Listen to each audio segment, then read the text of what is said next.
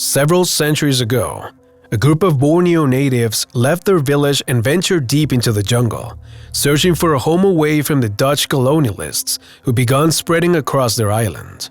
Luckily for them, they found a nice spot to start a new life in the lowland rainforests near the mountains in Borneo's center. They built houses, cultivated crops, and caught fish from the Burak River. Everything was going well until children started to vanish. One at a time, the kids of that tribe disappeared, leaving behind shattered families and frantic adults. This happened 8 days in a row. Was it the work of a forest ghost, or jungle nomads, or a big carnivore like a clouded leopard? Nobody knew. To find out, the villagers set a trap and baited it with another child, sacrificing one more life to stop the slaughter. The creature that finally emerged from the river was huge, limbless and covered with scales. It was a snake, but one so large that the tribesmen nicknamed it Dragon. From their hiding place, the people watched as the dragon took the child to a den on an island in the river. It was then that the members of the tribe made axes, spears and shovels from the forest's strong ironwood trees and dug a tunnel right into the dragon's home.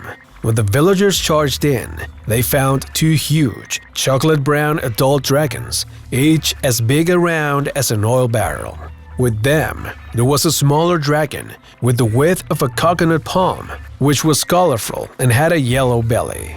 In retaliation for the killings, the villagers cut the 2 adults in half, but spared the young dragon, believing it to be innocent. They also made an agreement with it that is still binding today. Neither humans nor dragons shall harm the other, on pain of death. Several years later, that group of Borneo natives returned to less remote villages. However, they say that dragons are still around. What kind of snake could have been responsible for terrorizing an entire village? And most importantly, were there any snakes in Borneo that grew so monstruously large? To be honest, there are many possible culprits.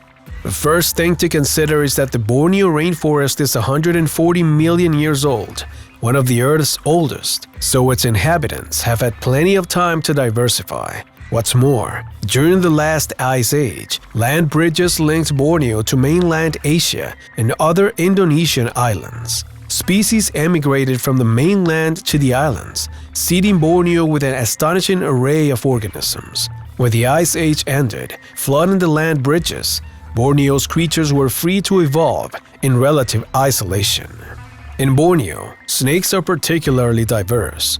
There may be about 150 species on the island, possibly more, and no doubt there is undiscovered species. Some live underground, others in the leaves littering the forest floors. Some surf through the treetops, flying from tree to tree.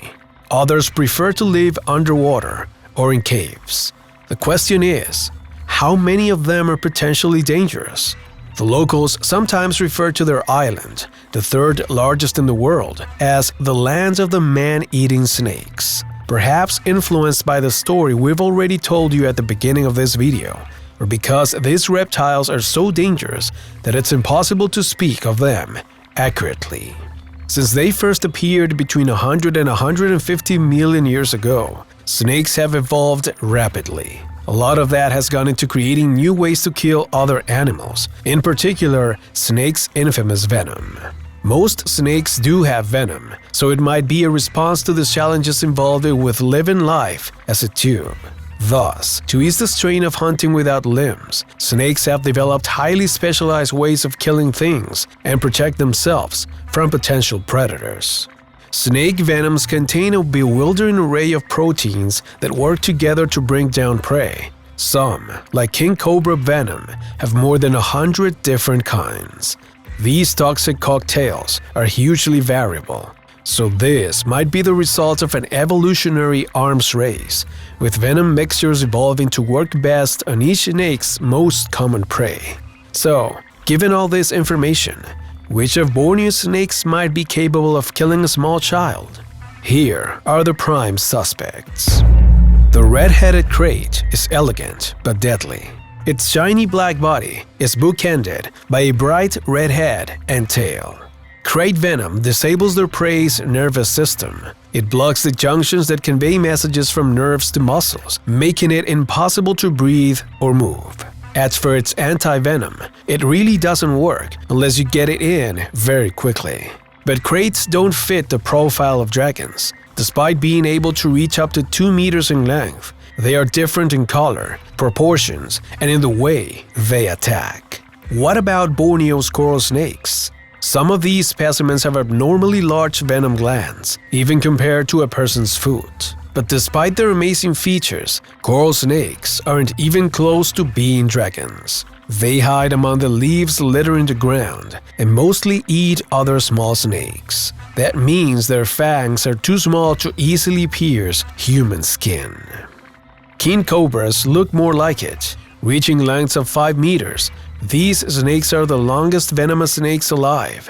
In fact, they can rear up, rising the first third of their body from the ground. However, cobras probably weren't dragons either. Although they have so much venom in them, they are very reluctant to bite people. Another suspect on our list is the pit viper, normally described as heat-seeking missiles. Like the fast-moving cobras, pit vipers are ambush predators. They lurk in trees or bushes, waiting for critters to wander close enough to strike. Nevertheless, pit vipers don't fit the story either.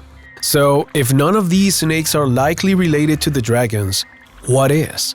The best contenders are probably Borneo's pythons, which are among the largest snakes on Earth. Instead of relying on venom, these massive serpents squeeze their prey to death. The reticulated python could be another candidate. It is considered to be the longest snake in the world, capable of reaching over 10 meters in length. Besides, it should also be noted that these snakes can swallow large animals, forcing their heart, pancreas, and other organs to enlarge. They can wait a long time until its next meal. If the dragons were capable of swallowing one child a day, do you think they were pythons? Probably not. It is possible that the dragons in the story are based on several snakes, perhaps the king cobra's hunting skills, the krait's deadly venom, and python's imposing size. We can't be sure. Today, the area where the dragons appeared for the first time is called Taluk Naga. Naga is the Dayak word for dragon and the Sanskrit word for snake. The remains of the village, including the ironwood tools used to slay those creatures, are still there. Besides, the locals and new inhabitants claim that they still see dragons near the water. They are black and shiny and as big around as oil drums, but they never stick around for long. They can appear and disappear at will, and have transcended their physical bodies to become mystical creatures. The forests and jungles of our planet have terrified the human race for years. However, that hasn't stopped us from exploring them in search of amazing creatures or treasures that are said to be hidden within. Traveling to Papua New Guinea means going inside a fascinating world, surrounded by impressive beaches, ancient cultures, and a lot of history. But the truth is that this place has its own secrets, and we want to tell them all. If you want to know more about this story, check out the next video.